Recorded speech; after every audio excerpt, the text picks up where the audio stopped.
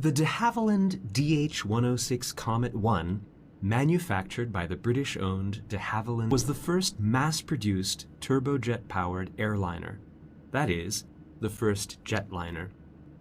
This aircraft is therefore considered a milestone in the history of aviation. The first scheduled flight of the Comet took place in 1952, when the Johannesburg-bound plane took off from London. The Comet had a clean design and was significantly faster and far more comfortable than other airliners. In addition, it was economical to operate, and the aircraft was set for a bright future. However, expectations were never fully realized because of accidents caused by construction flaws.